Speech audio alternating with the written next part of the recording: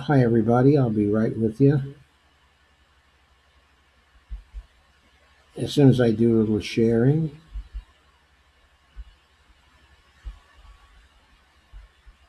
and please join me in sharing. Hi, Barbara. Hi, Rob.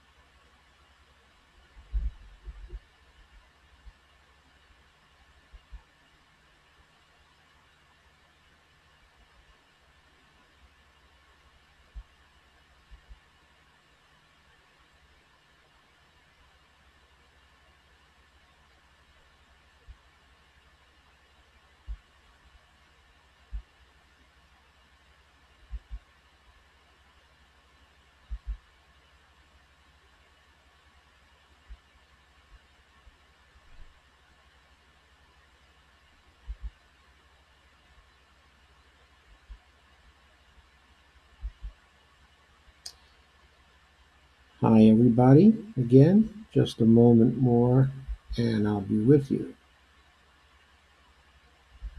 Always barring technical difficulties, of course. Hope you're doing well this Saturday night. Hi, everybody. Again, just a moment more, and I'll be with you.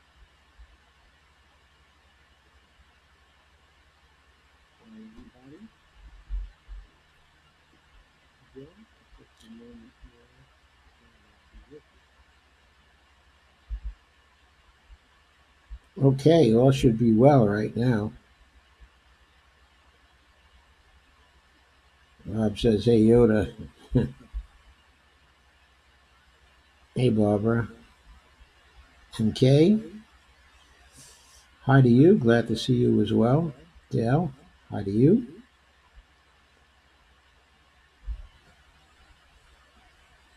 And Rob says, I despise this impeachment. This was all a dog and pony show. It's a circus to distract everyone from the Democratic Party doing an autopsy on why they're such a failure, even though they know all the reasons why, and most importantly, this impeachment. Well, I don't think this impeachment is the most important reason why, Rob, but I'll get into some of that, okay, a little bit later. This impeachment is to protect their class. Yes, of course. The Democrats are really serious about impeachment, and when they took power, they would have started prosecuting people in the Bush administration for war crimes and didn't. Turkey was absolutely correct. I worry that this will be a way for the Democratic establishment and the Republicans to use when Bernie becomes the president. I've never supported this sham. Okay, Rob Rivera, okay, and Barbara Reed have joined. Of course, Rob has joined. He just commented on it. Okay, well, since it leads into my presentation for tonight, I am going to say in reply to Rob, okay, right at this point, impeachment is a procedure that's outlined in the Constitution. It has a purpose. Its purpose is the removal, okay, of presidents when they've done things outrageous. Impeachment is the remedy provided in the Constitution to stop our presidents from acting as though they are kings. Since we don't have a parliamentary system in which the prime minister can be replaced by a confidence vote in the parliament,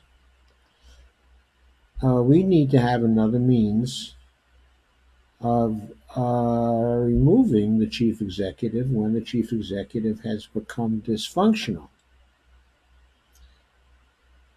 Uh, so, okay, it is a legitimate procedure which is specified by the Constitution.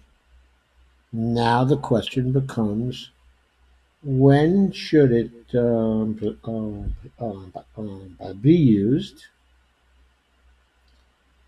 and how should it be used? What are the proper ways, okay, in which it can be used? Now, this is not a legal question that can be settled by the specifics of the law, or that can be settled by the specifics of the Constitution. But it is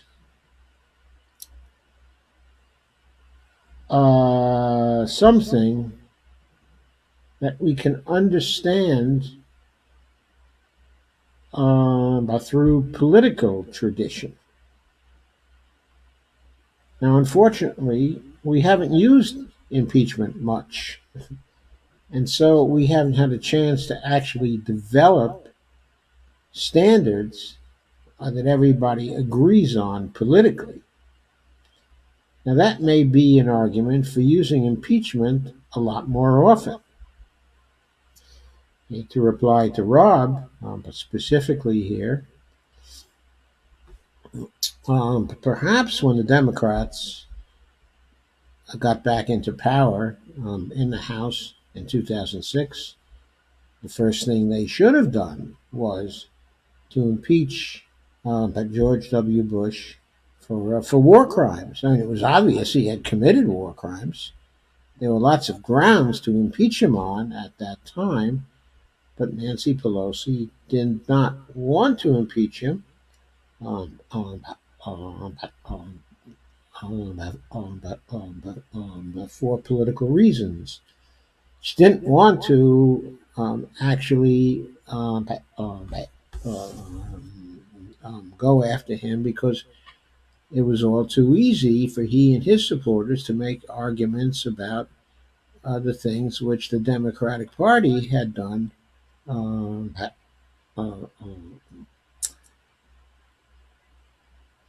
um, before the Republicans took power in 2000. In other words, the same kinds of considerations politically that are calling the impeachment by the Democrats of Trump into question now are also the kinds of reasons which applied in 2000, okay, and 6. So I know there's a cynicism about the process, okay, of impeachment and the tendency for us to be smart folks and to say it's all a bunch, okay, of bullshit. But it isn't a bunch of bullshit because it's a constitutional procedure.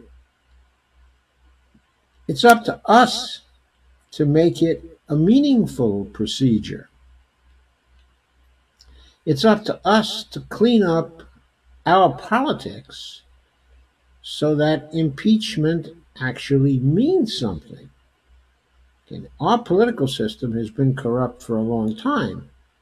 It certainly was corrupt when Nancy Pelosi took over after the election of 2006 and 2007, which is why she did not impeach Trump then. It was certainly corrupt in the 90s when Bill Clinton, okay, had arguably committed some war crimes. Okay, and when he got away with those kinds of actions without anybody in either of the two parties but trying to impeach him for those crimes. Uh, Even though impeachment is a constitutional procedure, as we have made our political system actually work over a period, okay, of time, the House has become really afraid of using the impeachment clauses in the Constitution simply because it's afraid of the backlash, okay, in doing so. That is political weakness, Rob says. What has Trump done that exceeds what Obama has done? As far as I know, Trump hasn't overthrown a sovereign country, well, the government of a sovereign country. Uh, how is Obama overthrowing that government, but not an impeachable offense? Answer, Rob. It was an impeachable offense. Absolutely was an impeachable offense. But of course,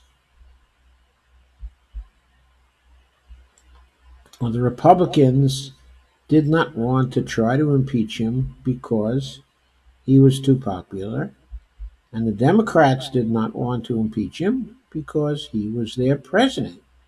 Why should things work in this way? Because we have a political system and because impeachment is a political process and is not a legal process. And Rob says neither side would ever go to these political extremes, but both parties are guilty of war crimes and responsible for many atrocities done by the citizens of this country. Okay, all that is true, Rob, but it is not an argument against the impeachment of Trump at this point, because Trump has committed a huge number, okay, of impeachable offenses. For example, the human rights offenses at the border are impeachable offenses, okay, in my view. The support of the Saudis, okay, in Yemen, which Obama had initiated, by the way, but which continued under Trump, were impeachable offenses. Uh, his violations of the Emoluments Clause from day one of his administration, those are impeachable offenses.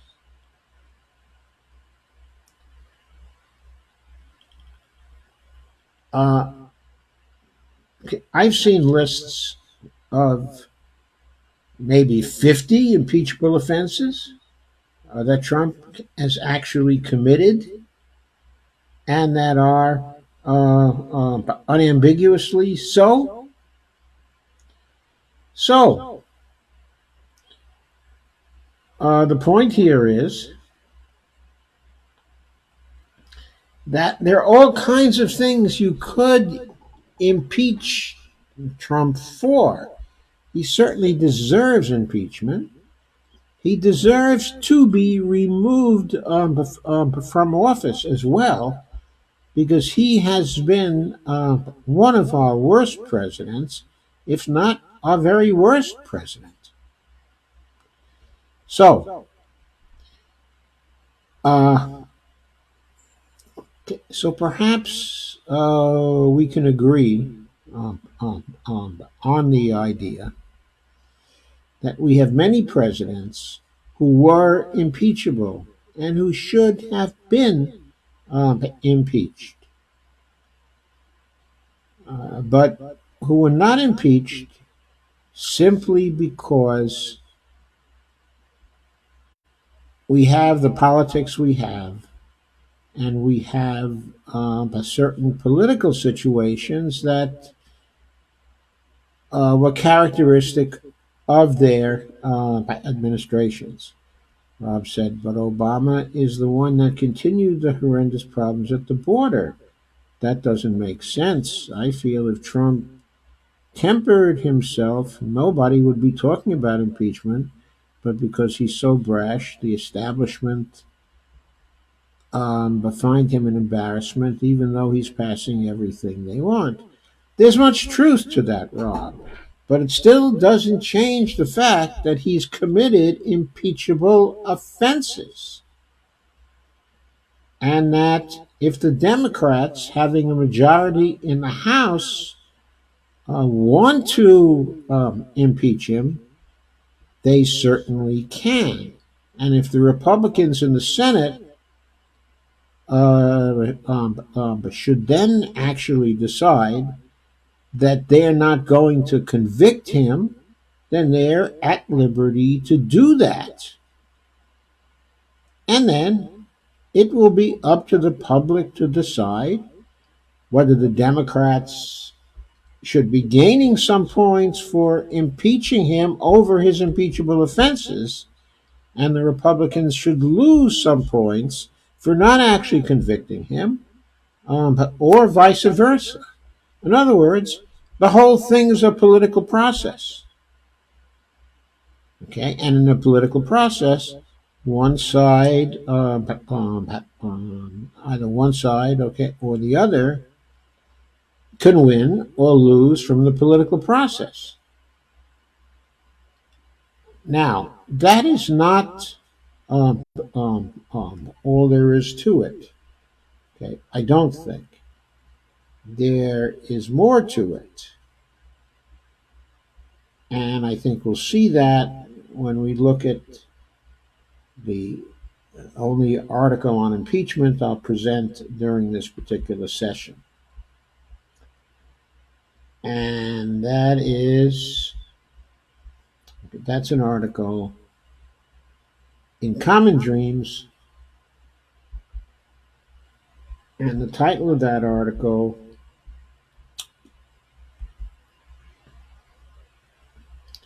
let me get to it here. The title of that article is Professor Turley is dead wrong on impeachment.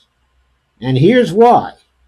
And this should be an interesting article for those of you who think that John Turley was brilliant, okay, in his argument, okay, a few days ago. And for those of you who like the Jimmy Dore program, okay, on impeachment and on why Turley was right. Okay. So, I'm going to go through the article and we'll see whether you see any merit in it. How's that?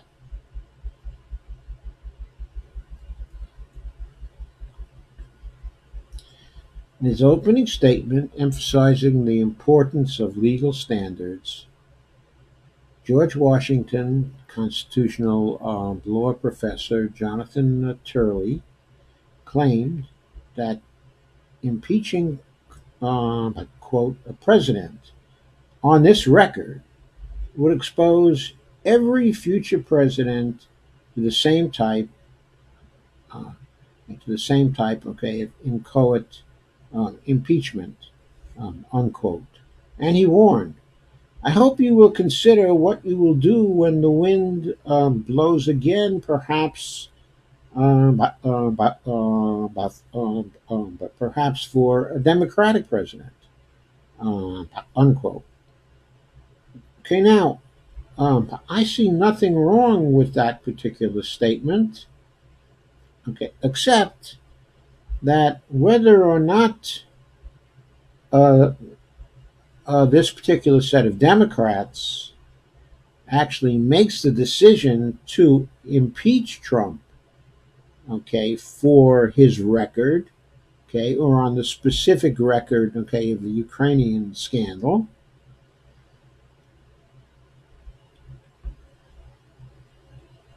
then okay, I think that in future situations where the impeachment of the president actually becomes, okay, an issue,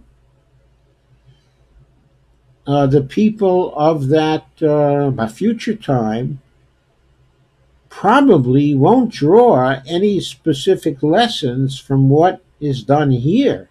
I mean, I don't know if they're going to draw any lessons or not. After all, we see tradition doesn't always work. For example, we recently had a situation where the Republicans, okay, and Mitch McConnell defied all the traditions completely when it comes to the appointment of justices for the Supreme Court by not giving the last of the nominees, okay, of Obama, even a hearing in the Senate. That had never been done before, to leave a seat for the Supreme Court empty for a whole year because you don't want to give, okay, an outgoing president in his final year uh, the courtesy of hearing what his nominee for the Supreme Court has to say for himself. That was totally against any tradition, and apparently the Republicans have not paid the slightest bit, okay, of penalty for doing that.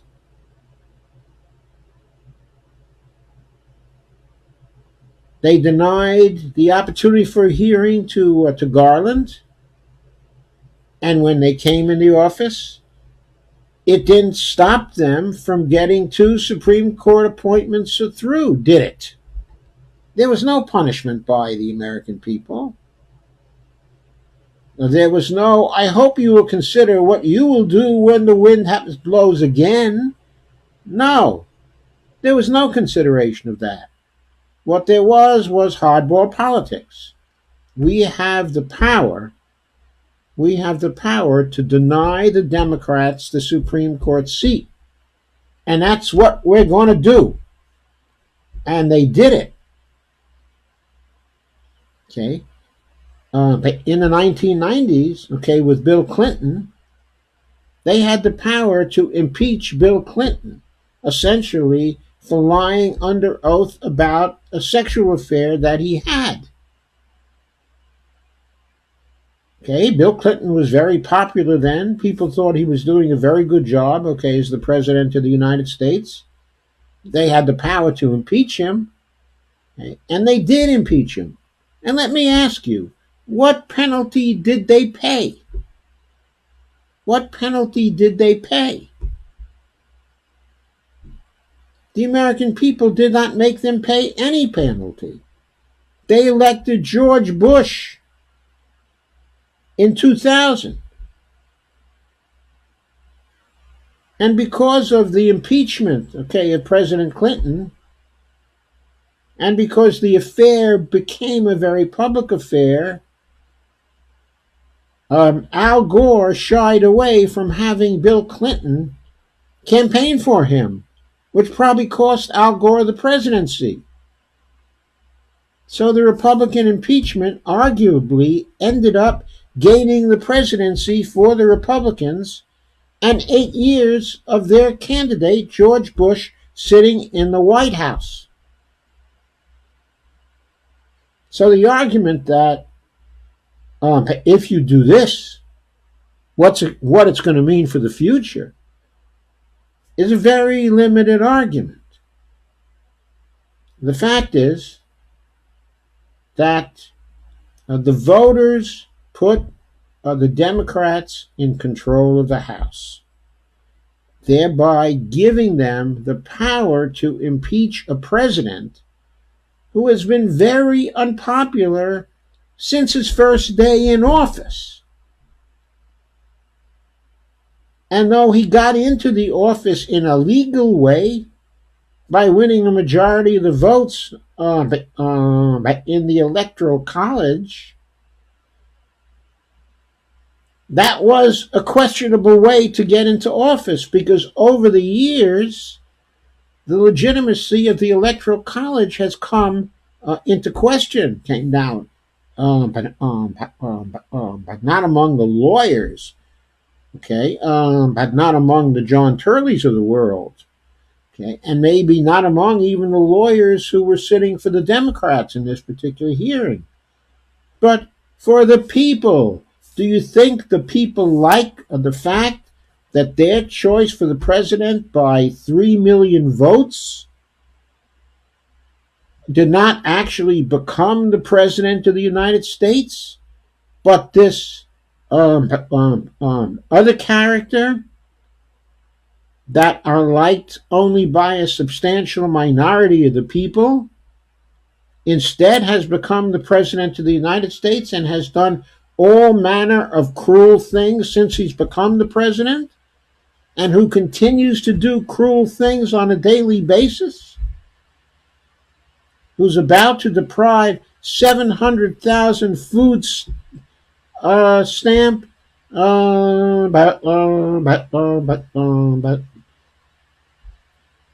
700,000 people who are currently getting food stamp aid from getting that aid in the future.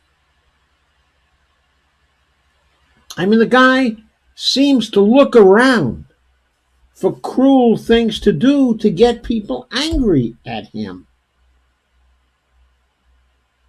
He's done so much that is impeachable.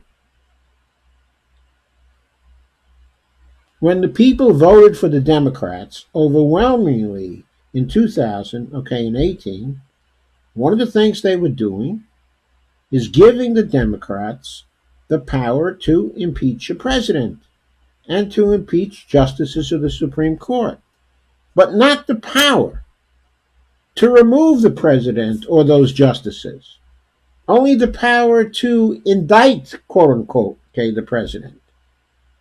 Under the Constitution, it is still up to the Senate, okay, to convict the president.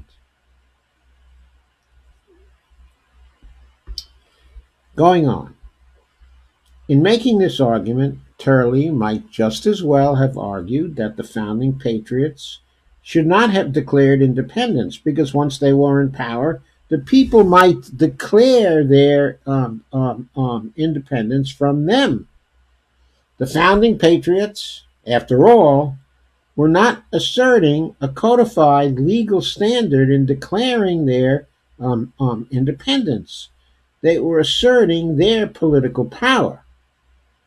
The source of the people's political power sufficient to overthrow codified law, the Declaration itself announced, was not the written codes authored by human beings, but the, quote, self-evident, unquote, truths describing natural law. Faced with Turley's argument, our founding patriots might well have said, quote, if we, as governors of the people, deserve it, let the people declare their independence from us, unquote. Indeed, Thomas Jefferson famously welcomed such exercise of the people's authority under natural law to assert their political power when he said, quote, the tree of liberty must be refreshed from time to time with the blood of patriots and tyrants, unquote.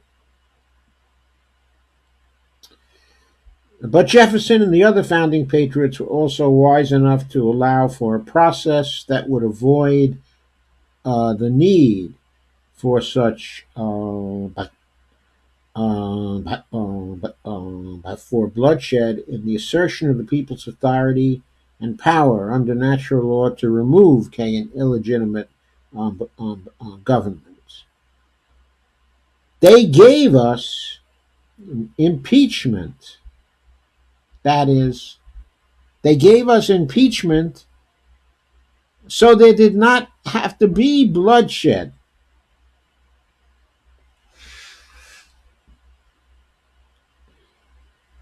So the implied question here is, why don't we use it? Why don't we use it? Trump was elected by a majority of the Electoral College vote. He was duly elected in 2016, but that doesn't give him an absolute right to a first term, to a full 4 years in office. How do we know that? Because there is impeachment in the Constitution. He had to please enough people to avoid impeachment. If Trump were at a popular rating, if he had an approval rating of 60%, okay, at this point, there wouldn't be any talk of impeachment. There wouldn't be any talk of it.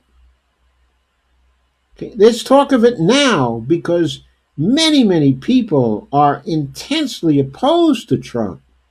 Can't stand him. I'm talking now not about simply the elites who don't like him because he doesn't fit their sensibilities. I'm talking about all kinds of people not part of the elite who think the guy is immoral and is corrupt and has done all kinds of things to place a stain on the presidency, including corruption from day one when it comes to the emoluments clause of the Constitution. That is true, and it's also true that his approval rating is 45% or 44%. It's also true that more people now favor his impeachment and removal from office than favor his staying.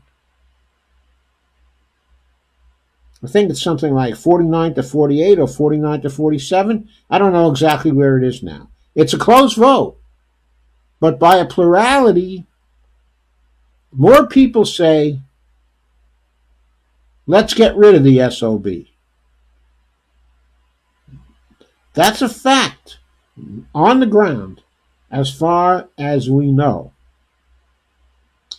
In situations like that, the founders gave us impeachment. That's what they did. Why don't we use it? Turley's quote, "Turnabout is fair play gambit," is in fact nothing more than what I must sadly label the despicable but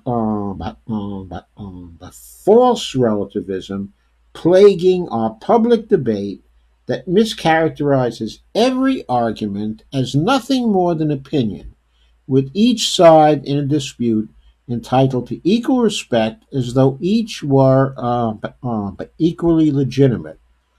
Turley's quote, "Turnabout is fair play," unquote, gambit is in fact nothing more than what I must sadly label despicable false relativism. Oh, why did that appear twice? I don't know. Nothing more than right. This ploy is nothing more than a defense of the doublespeak George Orwell warned about in his dystopian novel 1984, in which we see everywhere today proclaiming that what is false is true, what is real is fake, what is war is peace, and what is an exercise of authority under natural law is a violation of the people's rights. Sadly, Professor Turley has become just such a but just such a double speak, but a double speak mouthpiece. Sorry, I'm disturbed by this subject. Of course, it's a disturbing subject, contentious subject. Okay, by the way, I neglected to give you the author of the article, Hank Edson. I believe I mentioned it appeared in Common Dreams, and I gave you the title, but the author was Hank Edson. And while I disagree with some of the things in the article, I think by and large it's a pretty good article and should make us think twice about this. Nothing more clearly demonstrates this doublespeak than Professor Turley's own remarks to Congress in the impeachment proceedings against President Clinton in 1998. Whereas yesterday, Turley warned of the threat to our political process if the House impeached President Trump, in 1998 he made quite clear that the most profound influences on his thinking about impeachment as a constitutional law scholar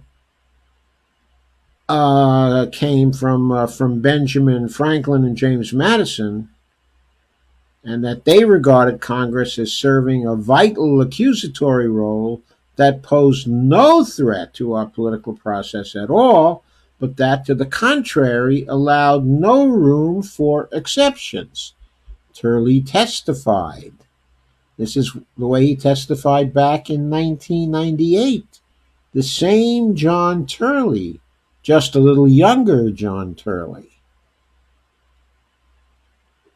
Quote, the founders wanted impeachment issues, serious impeachment questions, to go to the Senate for resolution.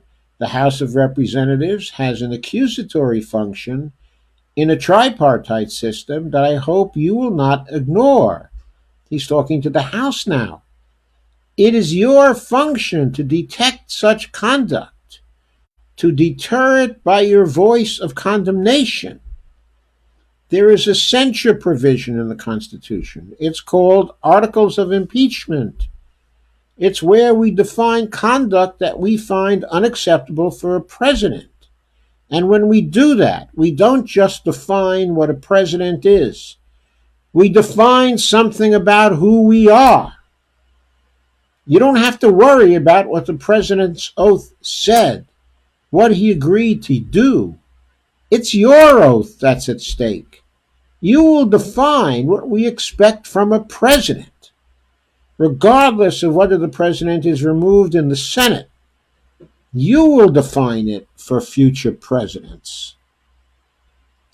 Turley went on to emphasize, quote, I think the only thing that would bother Madison is this view that we have such a fragile system, that the system is in danger by your decision.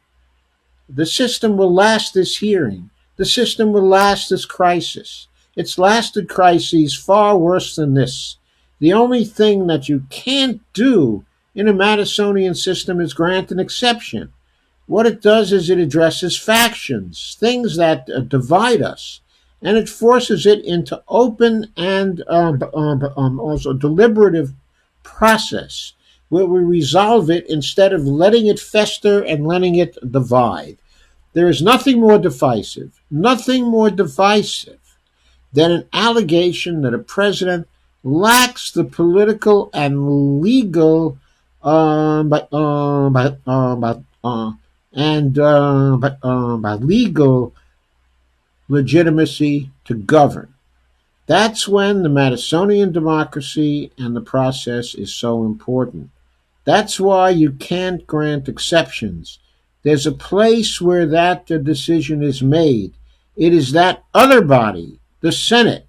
Your function in the House of Representatives is to define conduct which we cannot tolerate, conduct that is incompatible with the president's office. Ultimately, it doesn't matter if the president is actually removed. That's not a concern for this body. You've got a more important function than the Senate. Your function is to help define what we expect from our future presidents. Unquote.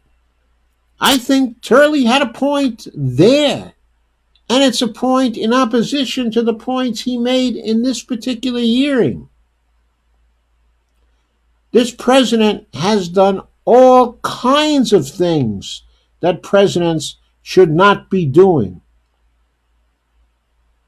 From the first, when he denied knowledge of his tax returns to people in the Congress. That is not something a president should be doing. Why? Because Congress has to provide oversight to the presidency under the Constitution. And it cannot do that without knowing what the financial interests of the president are. And part of the disclosure of financial interest is disclosure of the tax returns of the president, something Trump has steadfastly resisted in doing. In refusing to do this, he has shown his contempt for the American people and his contempt for the Congress. That is a higher crime and misdemeanor, in my view, than the contempt that Bill Clinton showed when he lied under oath to the American people about sex. Not disclosing your tax returns, in my view, is a higher crime than that. Okay. Again, I'm going to repeat from the quote. Ultimately, it doesn't matter if the president is removed. That's not a concern for this body. You've got a more important function than the Senate. Your function is to help define what we expect from our future presidents. Anyway, Hank Edson goes further and says, one cannot refute the stark self-contradiction in Turley's 1998 statements and his statements yesterday without hearing the words of Stanford law professor Pamela S. Karlan, who also spoke yesterday and who expressed outrage while reprimanding Congressman Collins, saying, quote, "Here, Mr. Collins, I would like to say to you, sir, that I read the transcripts of every one of the witnesses who appeared in the live hearing, because I would not speak about these things without reviewing the facts. So I am insulted by the suggestion that as a law professor I don't care about those facts," unquote. Just as Professor Karlan had a responsibility to review the transcripts of all the witnesses in the live hearing, Professor Turley had a responsibility to review the transcript of his own prior statements about impeachment before the House of Representatives and identify and respond to any consistencies between his current and past views. However, Professor Turley never did so, even though the self-contradiction could not be more startling, and I cannot help but think Professor Karlan would be shocked by such an omission.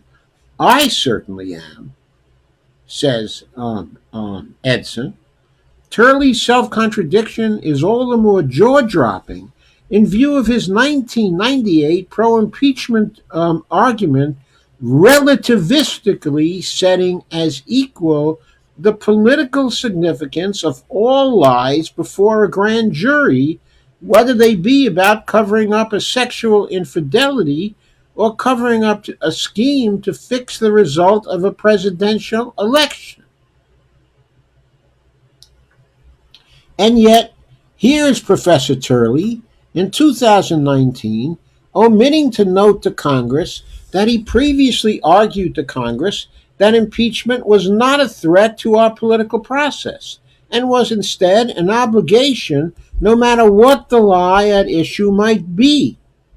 Incidentally, Professor Karlan's assessment of the gravity of Trump's misconduct was quite different than that of Professor Turley. Karlan fervently asserted that, quote, "everything I read on those occasions when I reviewed each witness transcript, tells me that when President Trump invited, indeed demanded, foreign involvement in our upcoming election, he struck at the very heart of what makes this a republic to which we pledge allegiance. Unquote. Now, I'm going to say, that I agree with that. When Trump invited the involvement of the Russians in the 2016 election, this struck at the heart of our republic. This is something that undermines a republic.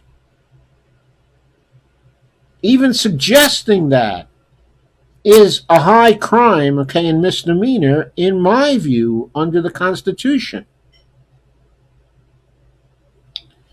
He seems to have done something much more bold and much more direct in terms of the Ukrainian scandal, though there's still some doubt about the facts in that particular case. But there's no doubt that he recently asked the Chinese to intervene in our upcoming elections. He invited them to intervene.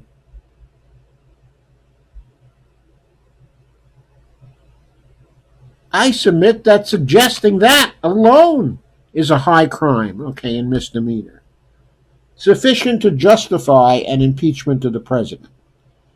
Now, whether it's sufficient to justify the removal of a president from office, that's up to the Senate to decide. It's not up to the House to decide. What I think the House should have done is to take all 50 or 100 or 150 or however many violations of the Constitution there have been in the conduct of Donald Trump since he took over the presidency. I think the Congress should have impeached him for every one of them. The House should have impeached him for every one of them. And let the Senate make a decision as to whether he deserves being removed from office early. I think he does. And I'll tell you something else. Since he commits what are manifestly evil acts extremely frequently, evil and cruel acts, the longer we allow him to stay in the office of the president,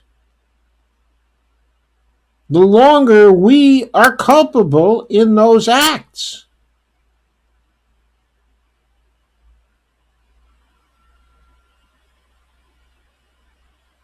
If he gets to stay in the presidency until January 20th of 2021, he still has a year and 2 months left, roughly speaking, in which he can do more and more evil to people in the United States, in Venezuela, in Latin America, in Yemen, in Iran, in Palestine, all over the world, as long as he is still the president. Now, I can't tell you whether Pence is going to be worse, or better. I mean, Pence is himself a pretty frightening man.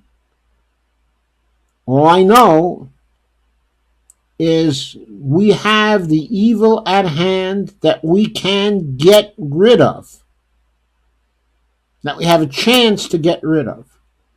But in order to get rid of him, he has to stand accused. The case has to be made. And then the pressure has to be placed on the Senate to remove this guy from office. That is the right thing to do. It was the right thing to do the first day he got into the presidency. It was the right thing to do when Nancy Pelosi first got back the speakership of the House in January of 2019, and it's the right thing to do now. Going on with the article, though.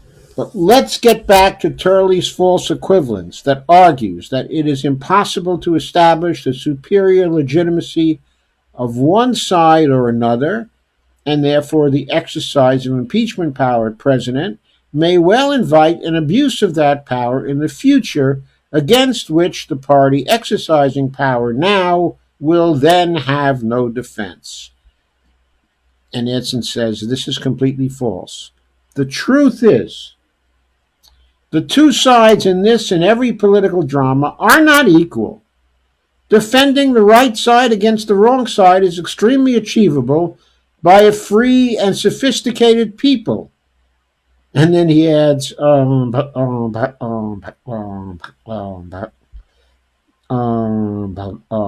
like us. Now, I'm not sure I agree with the words like us.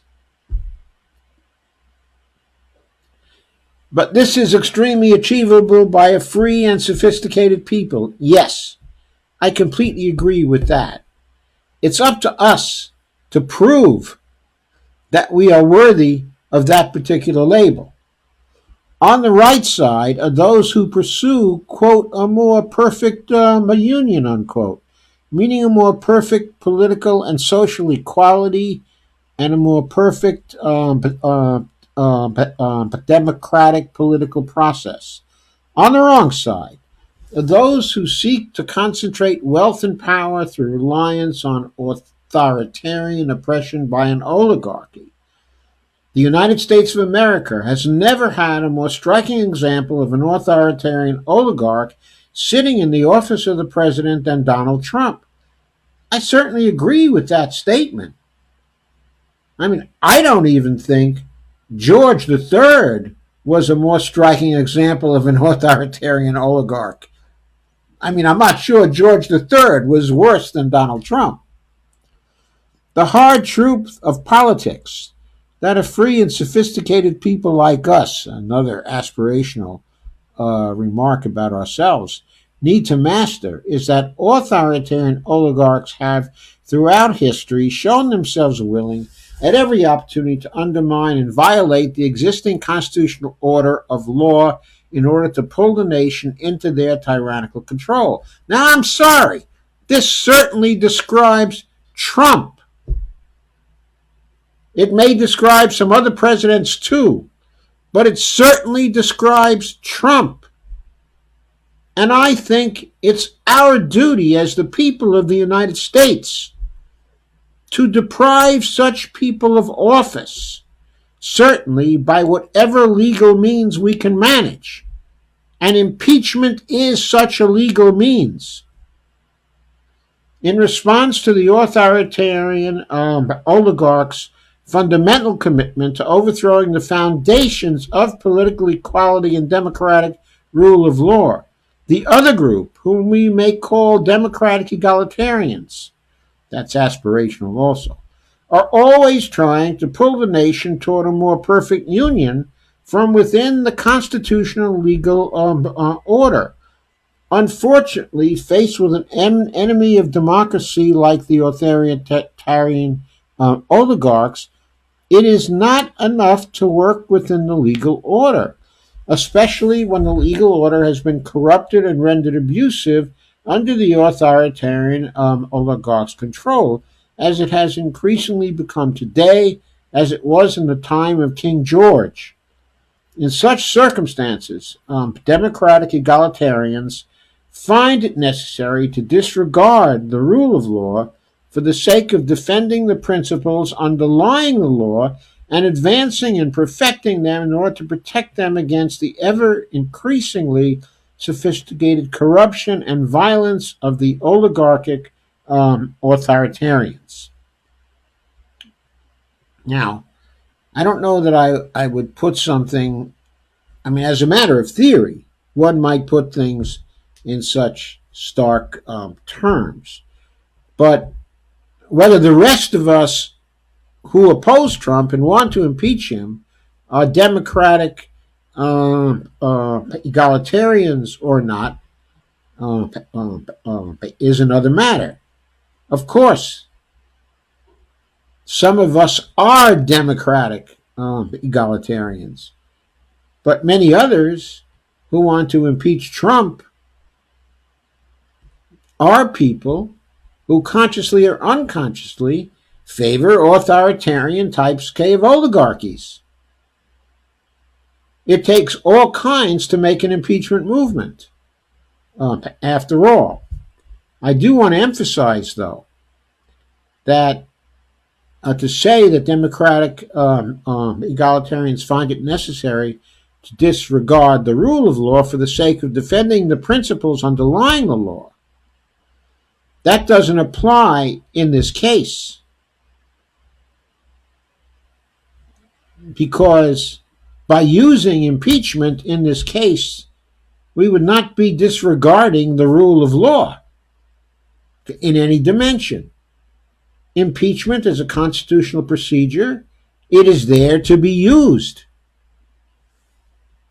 The underlying wisdom of this last resort of Democratic egalitarians is that of basic self-defense.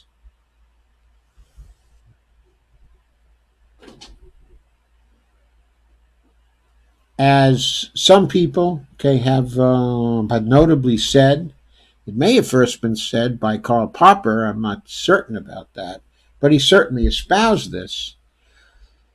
Quote, "The Constitution is not a suicide pact," unquote. "Where an enemy to democracy attacks our democratic political process, and Donald Trump is certainly an enemy of our democracy. We, the people, may defend our political rights and process with political rather than by legal power. This political power is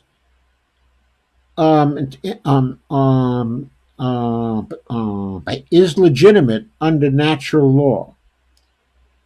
Therefore, we can dismiss Professor Turley's turnabout is fair play argument, quote unquote,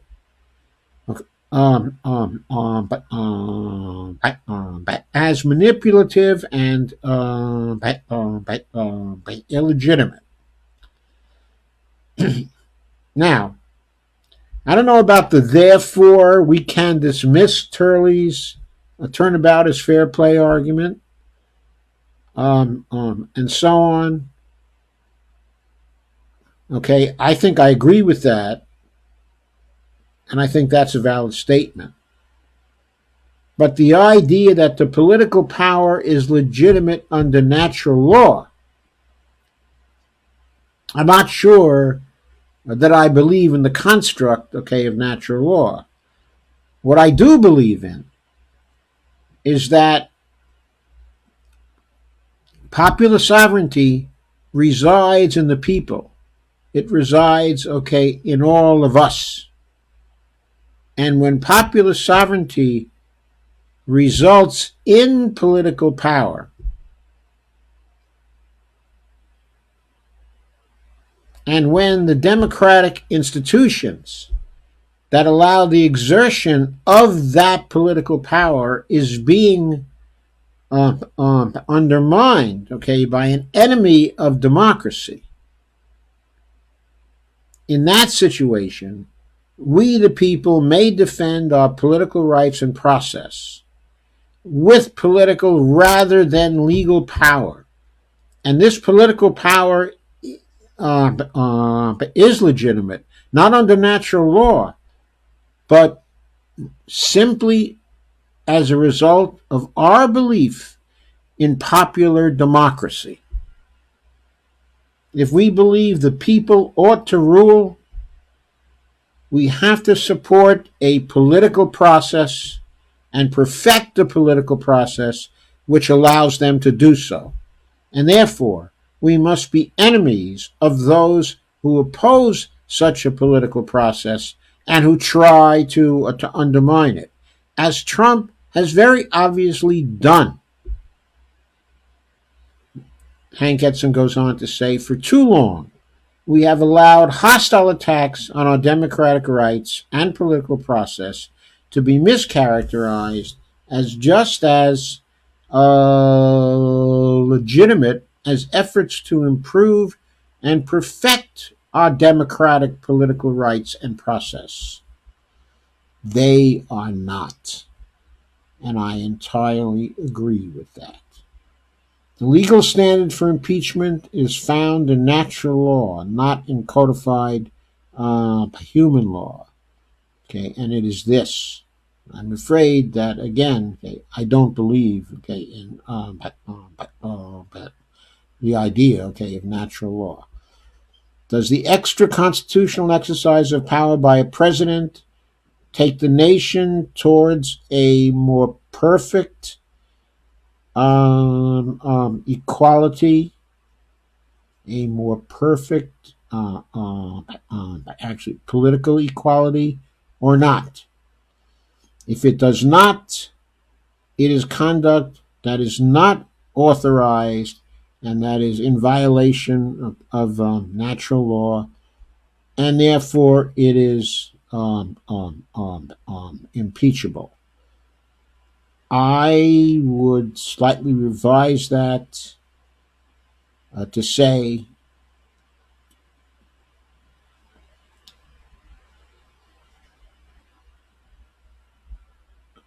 that I certainly do agree with that particular principle, but I also think that there is a lot within our system that does not agree with that particular principle, like, but for example, the Electoral College. That certainly doesn't fit the principle of working towards a more perfect political equality. Now, I don't think the Electoral College, okay, should be viewed as something legitimate in the context of our Constitution, and we ought to try to improve our Constitution by getting rid of it. But okay, in any case, certainly the continuing conduct of this president is conduct that is not authorized and that is in violation of the standard of whether it works to a more perfect equality situation when it comes to politics. It does not. Instead, it undermines political democracy, and he's been attempting to undermine it since his first day in office. And it is that conduct that is impeachable. That's what he should be charged with. That is what he should be impeached about. And it is not too late to impeach him now on those grounds by citing specifics.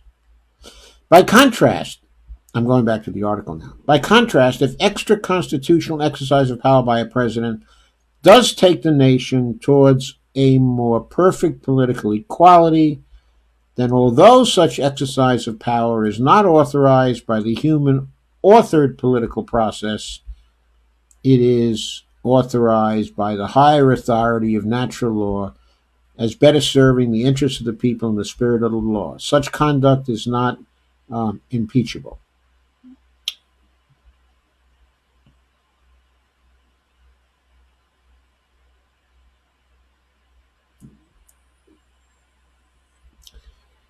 So here what Edson seems to be saying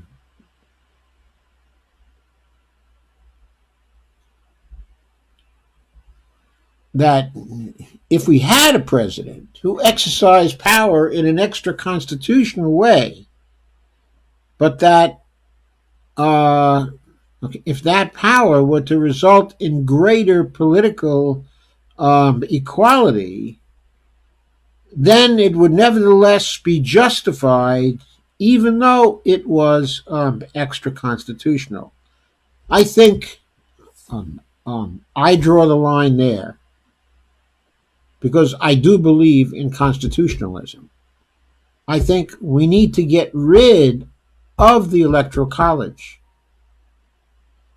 But I don't think we should be doing it, okay, by extra constitutional means. I think we need to get rid of it through the procedures which are outlined in the Constitution. So, what I would say, okay, in that instance is that if such conduct is not consistent with the Constitution, then it is impeachable, even if it results in greater equality. Okay, and if it results in lesser equality, it is also impeachable, in my view. Going on with the article. We don't need Professor Turley's hand-wringing performance to scare us away from defending our democracy, the exercise of our political power to hold an oligarchic authoritarian to hold him accountable. Exercising our accountability muscle will make us stronger, not weaker in the future. It will make us more familiar with the source of our political authority and power and will protect us against further abuses in the future, not make us more vulnerable to them, as Professor Turley suggests. And I think, okay, I agree with that. If we impeach Trump now, based on his numerous violations of the Constitution, and if we are honest in outlining what those are, then that will protect us against further abuses in the future by a president, whether that president is a Republican or a Democrat. On the other hand, if we refuse to impeach Trump now on political grounds, there is moral hazard in this. Because then, when the next president also takes advantage of the Constitution and moves closer to the oligarchical and authoritarian state that we do not want, we are less likely to be in a position that we can call that president to account. In other words, we have to start to enforce our laws and our standards and our sense of what is right under the Constitution at some point. And we've been doing an extremely poor job of that for so very, very long that it is just completely inappropriate now to say, well, we didn't do this to Bush, we didn't do this to Obama, we didn't convict Clinton when his impeachment came up, okay, for review, so why should we be doing it to Trump? The answer to that question is, we should have been doing it to every last one of them. But it's never too late to start. And it's not too late to start now with perhaps the most evil of all of these presidents.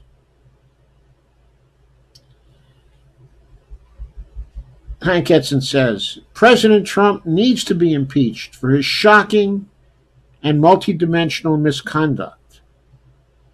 But the people need him held accountable for another reason. We need him held accountable to reconnect with the underlying authority on which our democracy is based and to start cleansing our society of the noxious false relativism infecting our political debate, our public debate, such as we witnessed yesterday in Professor Turley's performance. And I entirely agree with the final paragraph. We need to get rid of this false relativism and false sense, of cynicism. We know about all the things that Donald Trump has been doing that are wrong under the Constitution. We all know very well, since it's so highly visible, that he receives emoluments every single day of his presidency, both from domestic sources and from foreign sources. We know he receives and uses bribes all the time.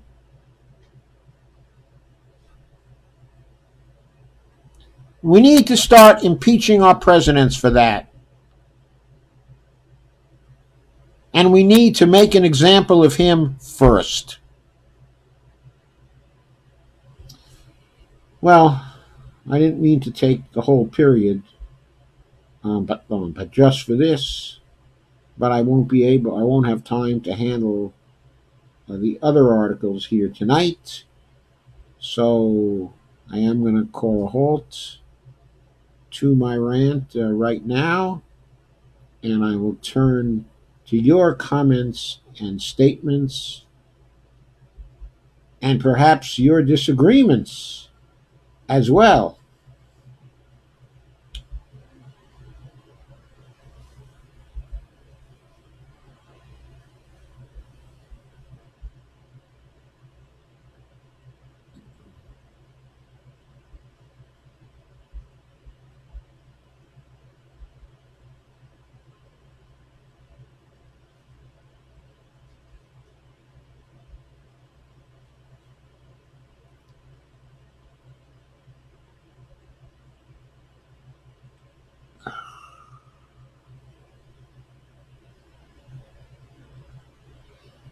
Rob says, but Obama is the one that continued the horrendous problems at the border. That doesn't make sense. I feel if Trump tempered himself, nobody would be talking about impeachment. Well, I agree with that. But that doesn't make nobody talking about impeachment right, Rob.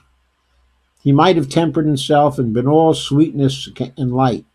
But if he did all of the unconstitutional things he's done, he should still be up for impeachment now. But because he's so brash, the establishment find him an embarrassment. They certainly do. And Cheyenne says he should have been impeached in his first year, not now. Just another distraction. No, it is not just another distraction. It's about impeaching a president for violations of the Constitution, Cheyenne. We can talk and chew gum at the same time. People don't have to be glued to their TVs. This can take place in a week. The charges of impeachment can be written up. No more witnesses have to be called. Nothing else has to be proven. Most of his violations have taken place in public. Violations sufficient to impeach a president. This whole impeachment procedure in the House can be done in a week. Maybe the Senate will take a little longer, maybe not. It depends on how much pressure we put on them. But the precedent of impeaching a president who violates the Constitution and who violates human rights and who violates international legal standards, that precedent, I should say, can be established by us now in a very short time. It doesn't have to be a distraction for months and months and months. Rob Rivera, how can the Democrats gain in this? Many polls have found that the majority are no longer supporting impeachment. No, as far as I know, the latest polls show, okay, that a plurality are supporting impeachment.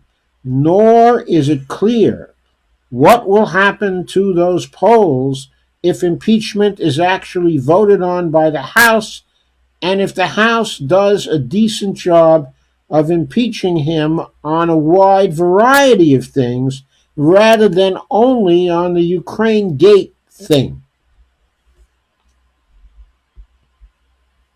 Cheyenne says Trump won't be removed. As Edson says in the article, the point is not whether he is removed or not. The point is whether the House will do its duty.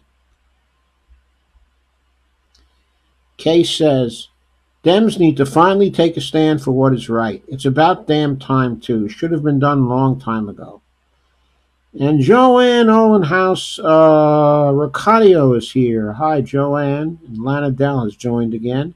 Kay says, Electoral College needs to go. It was put there to appease Confederate states. But yes, it was many years ago, Kay. It was at the time of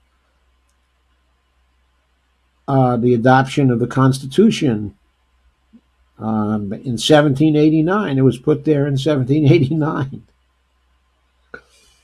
Joanne says, Dems don't, they don't represent the poor of this country either. Yes, they don't represent the poor.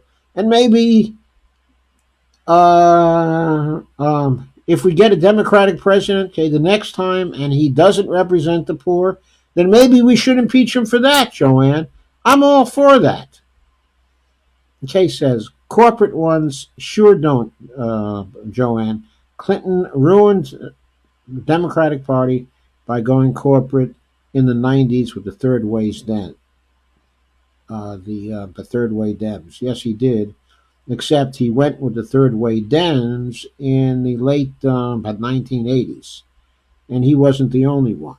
And Arakel Bloss is here. Hi, Arakel. And Kay says, I'm all for a People's Party. Way overdue for another choice. We sure are. And Joanne says, Bernie or bust for me. Not playing with corrupt Dems anymore. I couldn't agree more. I couldn't agree more.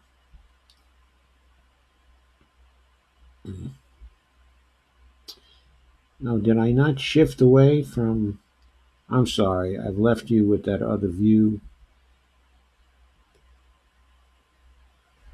Sorry, I forgot to change my view. It'll be a little delayed, but eventually it should change to the proper view. Joanne says, vote out corrupt incumbents. Yeah. And Joanne says, vote for small donor MMT candidates. I certainly agree with that. Kay says, Turley is a faux news contributor. I heard from Tom Hartman. It fits. Yeah, Tom Hartman was right about that. And Kay says, Bernie got a standing ovation and Bernie chants from the Teamsters Union in Iowa today when they had all candidates there for a town hall. Go Bernie! Go Bernie indeed.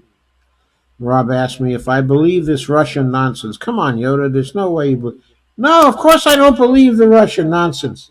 I don't believe that he should be impeached over Russiagate. I mean, Russiagate was never proven.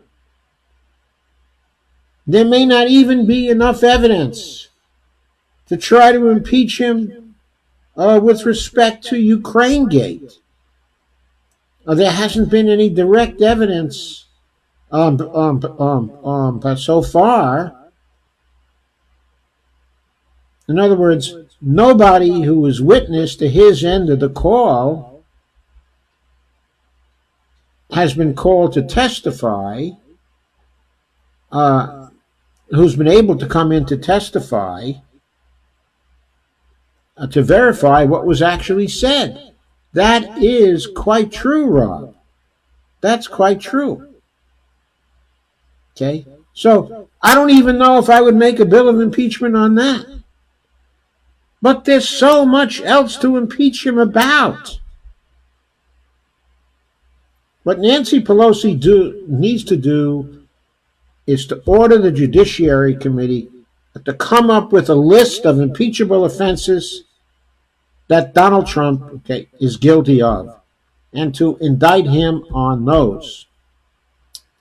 Jimmy Dore videos have clearly debunked the nonsense on Ukraine too.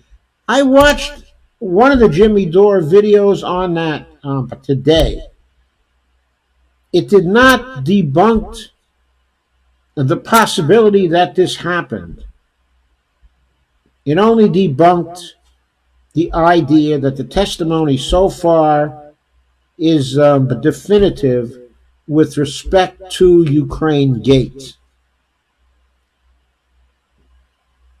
I still think there's a possibility that he was guilty of basically soliciting a bribe there.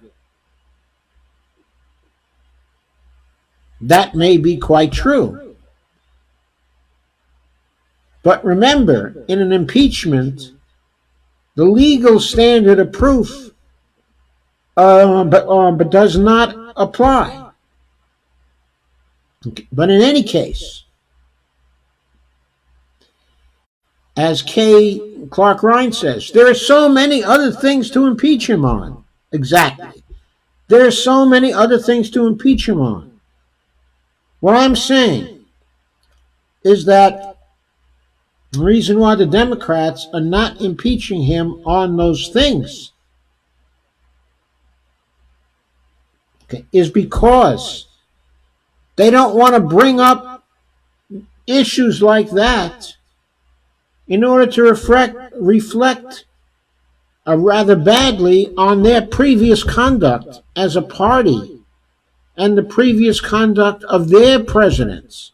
They don't want to open up that can of worms. But we need to demand that they do open up that can of worms. We need to demand that they adopt a broad bill of impeachment against Donald Trump. That is what will help our democracy. That is what will help to drive money out of politics. That is what will help us to get our political system straight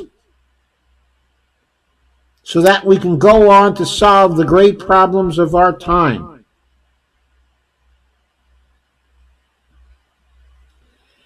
Yes, Rob, I do agree that the way things are sitting now, it looks as though Nancy Pelosi will try to restrict this to the Ukraine. It has looked like this since the beginning. What we need to do is to get on the phone and start writing to our Congress people. And instead of being cynical about impeachment, getting back of impeachment, but insist that it not be only on the Ukraine, that it be on the wide range of grounds that exist, and the devil take the hindmost. He should be impeached for things that Obama was also guilty of. But especially, he should be impeached for the corruption through and through in his administration,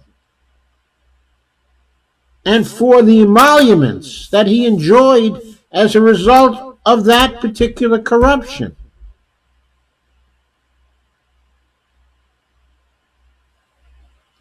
His administration is a total swamp.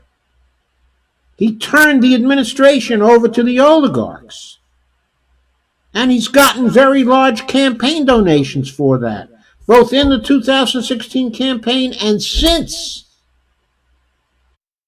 You think he doesn't get contributions from Betsy DeVos, who's been sitting in the cabinet now for so long and who's done so much harm?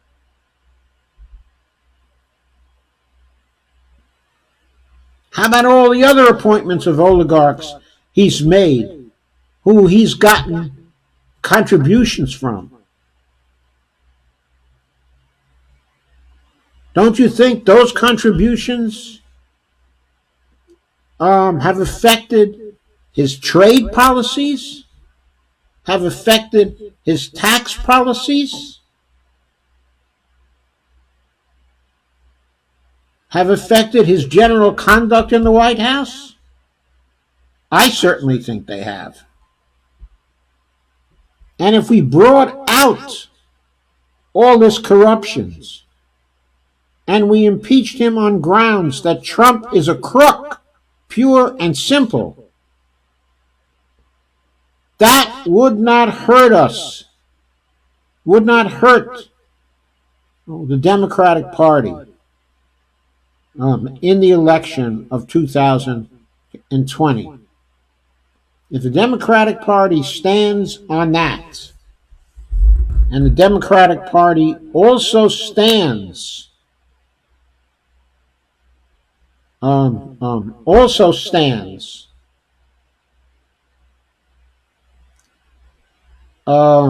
policies that will solve our other problems, then the Democratic Party will have a very successful election in 2020.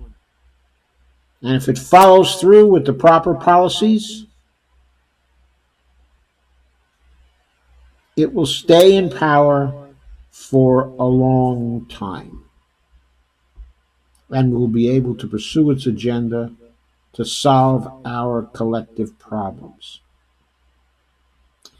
And Rob says that will never happen no matter how much we demand it.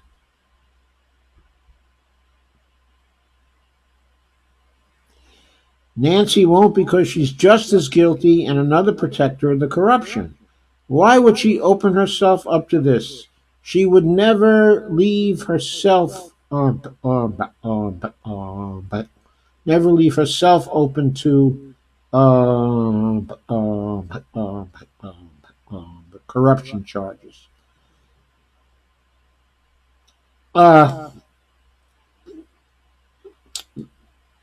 Perhaps, but we really haven't put on the pressure that it is possible to put on. We need to take a page out of the Latin American book. We need to take a page out of the French book. We need to get into the streets. We need to tie business up, in D.C. 1 million people tied up the city of Santiago, Chile, for a long time until actions started to be taken that they demanded. Now, Chile is a much smaller country than the United States.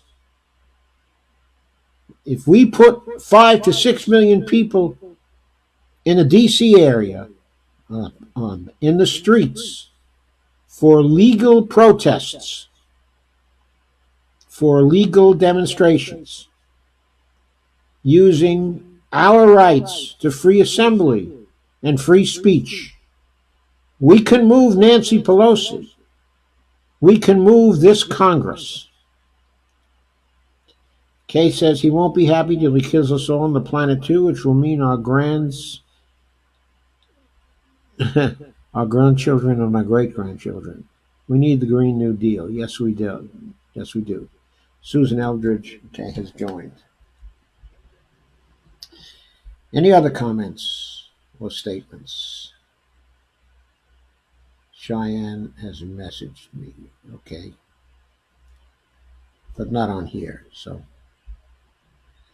Cheyenne, if you're still watching, I'll take your message after the live stream is over. Thank you. 800,000 in France shut the country down. We need that here too. Well, France is about 66 million people. We are roughly 5 times as large. So maybe we can do it with 4 million here, but I think it would take more than that here. We might have to mobilize 8 million all over the country to shut the country down before we can get some action here. But we can get some action. if we care enough about it, and if we try. Did anybody see Bernie's by the Union rally today? I'm not sure what you mean by the Union rally. I saw the Union Forum today.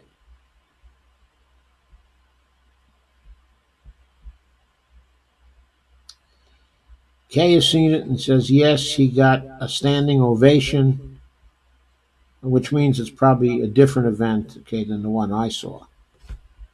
But he was talking in the one I saw to what seemed to be a relatively small group, okay, in a hall.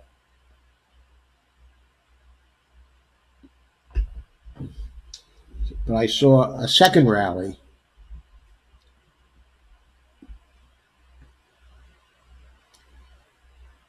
The rally with Bernie for union rights. No, I don't think I saw that. But I'm sure he really got into it for that because he really feels so strongly about that. So strongly. And he puts his whole heart and soul into it. Okay, I think.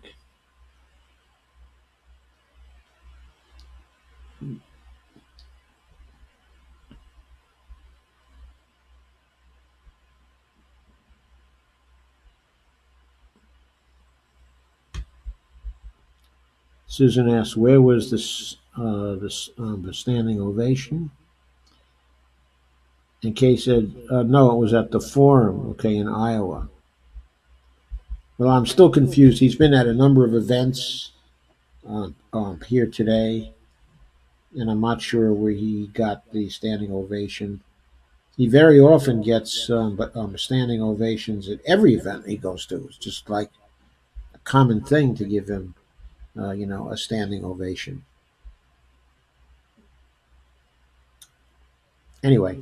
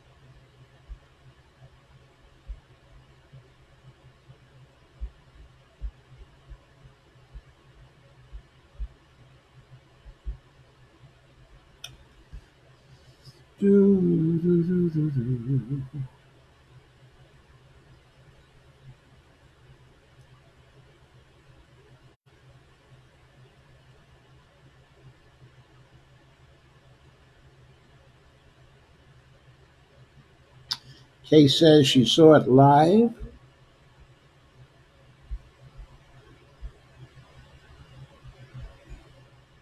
And she said to Susan, it's probably on his Facebook page. Yes, that is where I saw it. Yes, it probably is on his Facebook page. But it's probably on YouTube also by now.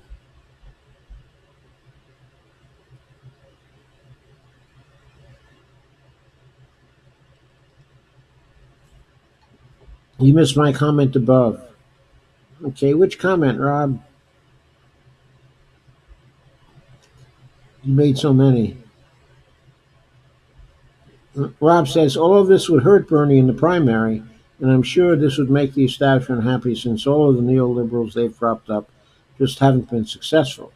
If this goes to the Senate, Bernie is gone from campaigning, giving Biden and Pete the opportunity to capitalize on Bernie's absence, okay, from Iowa. It remains to be seen how much that's going to hurt Bernie. It really does. He has considerable momentum. Okay, in Iowa now. There's still about a month to go, but until it's taken up actually by the Senate. Uh, he will be able to buy time to place some ads. His campaign will be able to bring in uh, other speakers to spell for him, which may be very helpful. Okay, in Iowa, he still has his great organization. Okay, in Iowa, uh,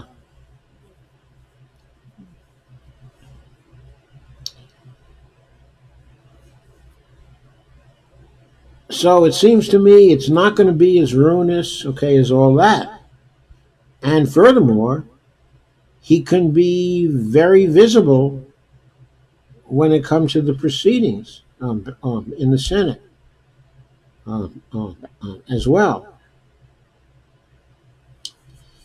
And Kay says Bernie's followers are with him for the long run, unlike others' followers. I think there's also some truth to that. Yeah, I know. But I think that Bernie is probably making plans now for how to handle an absence, okay, from Iowa. Uh, and I think he's going to do a good job of that. Meanwhile, he's developing considerable momentum, okay, in other states, which will translate, okay, to Iowa support. As the fact that he's now leading in California has to impress everybody. It is really, really impressive. And he's got the New Hampshire lead as well. That's going to affect the Iowa people. Also, he's already campaigned so hard, okay, in Iowa, that people know him. They know what he stands for. And he's got a huge campaign organization out there. He's going to do well, even if he has to spend a lot of January sitting in the Senate.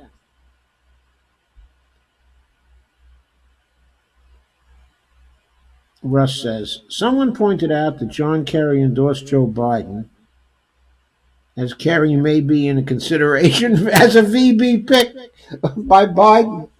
Yeah, Biden and Kerry, they'll have a great chance to win. Let's go back to yesteryear, folks. Now, why don't we go back to the period that caused the Great Recession of 2008? He may be in the running for vice president by Biden. That's really funny. That could be one of the worst things Biden could do. He's certainly not going to run on that in the primaries. I don't think that Kerry's endorsement means a thing. I mean, if Kerry turned around and endorsed Bernie Sanders, that might mean something to Bernie Sanders. But I don't think it means a thing to Joe Biden.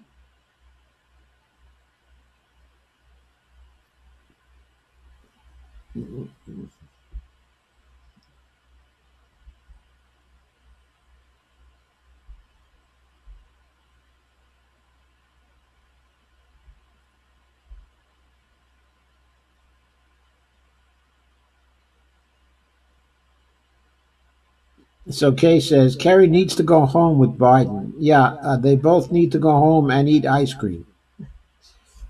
As Jamal Thomas is fond of saying, their wives should take them home and feed them ice cream.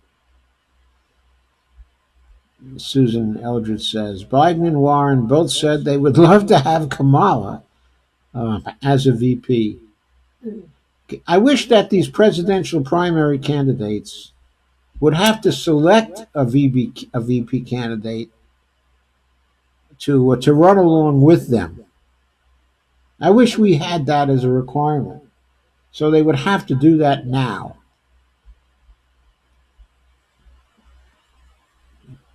Okay, because I think that if Biden and Warren were to select Kamala as a VP now, then that would result in a reduction of support for either or both of them if they specified her as their VP choice. I mean, I think Tulsi just sent her home to eat ice cream. And all Tulsi did was expose her record. She didn't lie about it. She didn't falsely characterize it. She didn't do anything like that. All she said was what Kamala Harris did when she was in office. Russell says, IKR.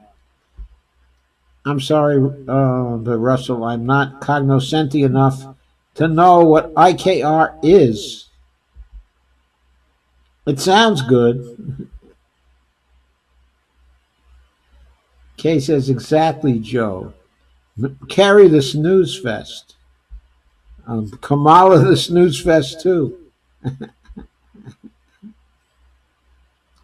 Susan says, the only VP I trust with Bernie's agenda is Nina Turner. Well, Bonnie agrees with you. And about this time, okay, I may also agree with you about this time.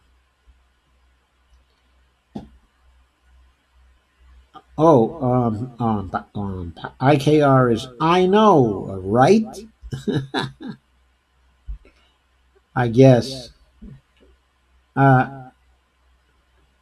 Okay, let's just say that I trust what Nina Turner would do if she became the president of the United States.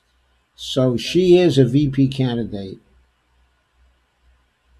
that I would trust. Okay, if Bernie were to go to her.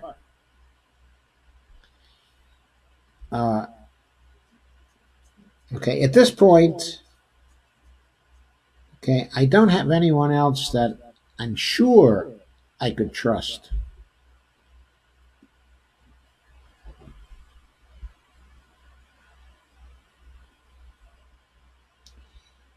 Oh, maybe Stephanie Kelton.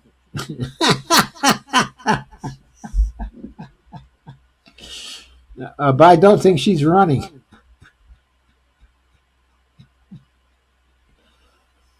And so Rob says, is something wrong with Joe mentally?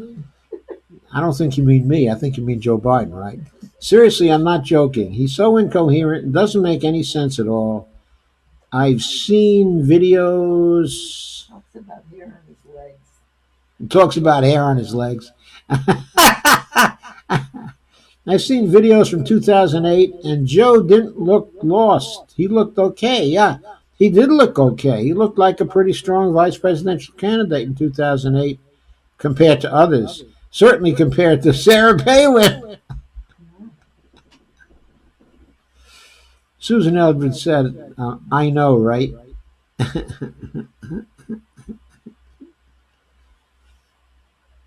And Kay says, Biden is old and out of touch. He's trying to cash in on Obama. Okay, nothing else.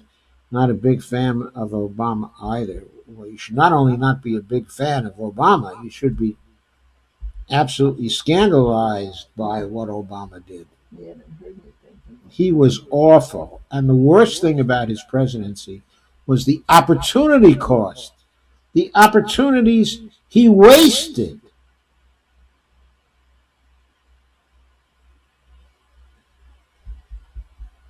Okay, as the guy in On the Waterfront said, I could have been a contender. Yes, if Obama hadn't sold out, he could have been a contender. Susan Eldridge says, it's scary that there are people who are going to vote for Biden. He can barely get a coherent thought out. Well, after all, there are many people who can barely get a coherent thought out as well, Susan. Maybe they see a kindred spirit. Susan says, Biden has always been a gaffe machine, but now he can't remember where he is or names of public figures. I think he has dementia. Well, he may have dementia, but he's willing to challenge you to a contest of push-ups.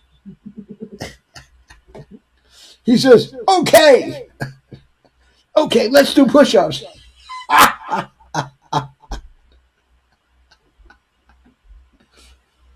Susan says, with Bernie, we can do so much better, and we will. Yes, I think we will too, and I certainly think we can. I don't think there's any comparison between the two candidates. I mean, if it were a clean contest of Bernie and Joe Biden, and the two of them, someone would have to be insane to vote for Joe Biden. Either insane or simply corrupt. And Kay says, I agree, Joe. Obama sold himself as a progressive and governed corporate big time. On those grounds alone, he should have been impeached.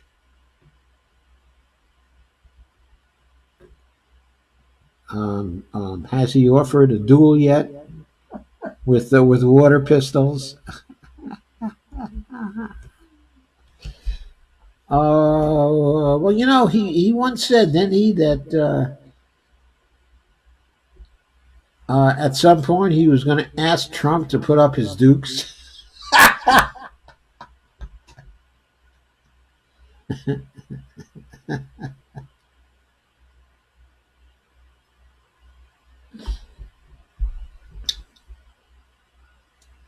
With water pistols. Okay, it's 11:01, folks. I think I'm going to say good night. I'll be back on Monday to talk about various climate emergency issues. Green screen. Huh? The green screen. The Green New Deal. No, green screen. The green screen.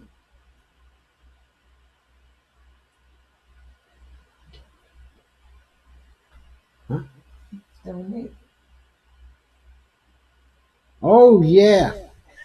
Oh, Bonnie's telling me I shouldn't forget to show my reminder screen. Please share, like, and subscribe, and please become a patron at www.patreon.com/Joe_Firestone. Thank you very much. And please, please, please, I need your support so I can continue these close examinations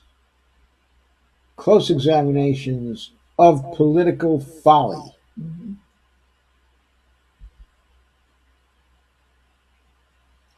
Thank you again for coming.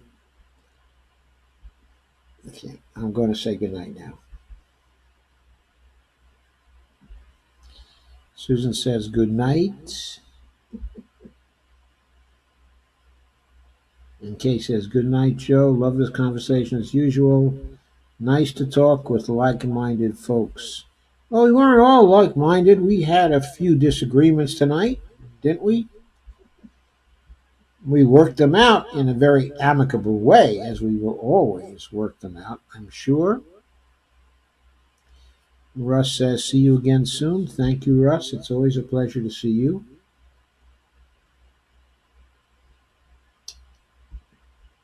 And good night, everybody. Why was my head below the horizon? What the hell was going on tonight? It didn't look like it was horizon on me. I know. I couldn't figure it out either. No, I couldn't figure it out. It was weird. Is my sound okay?